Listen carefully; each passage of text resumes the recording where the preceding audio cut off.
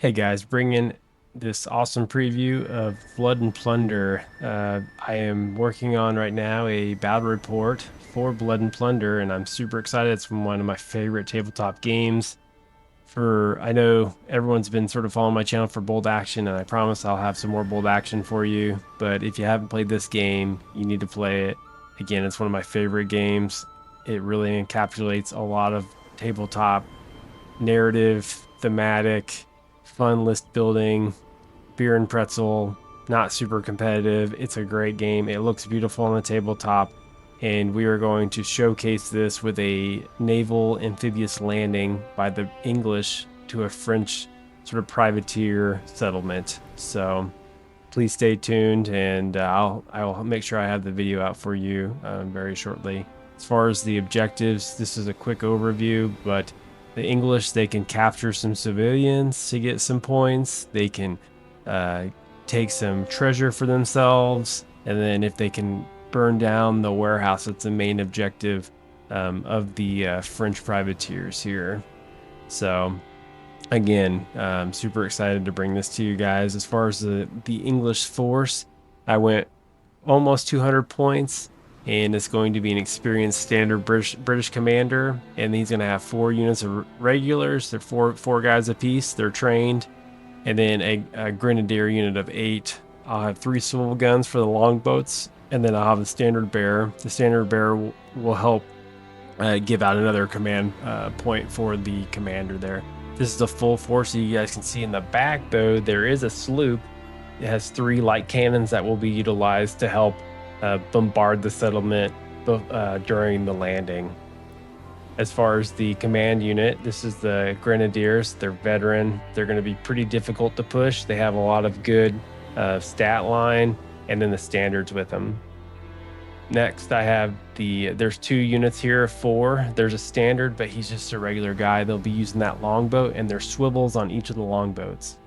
Again, another group of 4, so eight guys total, but 2 units here are regulars.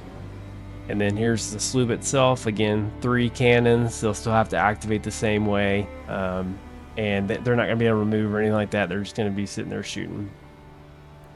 As far as the French forces go, it's not as experienced as what the English armies bring in. They're more French privateers. I have an experienced standard French commander.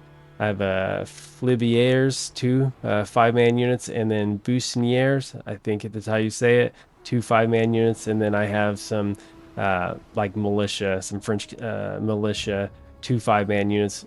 One of the units the commander will be with. So here's the full French force. A lot of guys here, but again, they are not as experienced as what the English, so they will have a very hard time holding them back. But being in hardcover in the buildings, I think that will give them a little bit of an advantage. Here's the French commander. So again, he's just a regular experienced standard French commander, so he can give out 2 command points. His command range is 8 inches.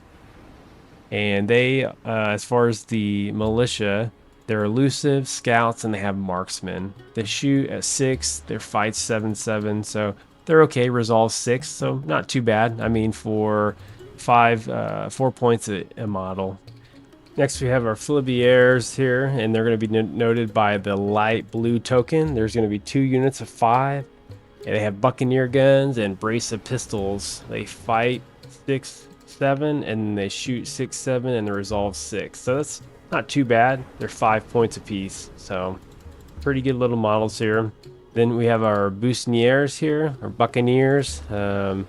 They are going to be 7 points model, 5 of them, so two groups of 5. They have buccaneer guns, and their fight 7-7, shoots 5-6. That's pretty good. And then resolve 6. Their special rules are elusive, ball and shot, fast reload, and marksman. So I'll probably have just them sort of sit back and take pop shots if I can. And if I have to get them up close, they do have the ball and shot. Some free civilians, they can only move 6 inches from the building, and they're inexperienced, so they can't do a whole bunch, but it gives a little bit more thematic to the list. And then another free unit is going to be a medium cannon.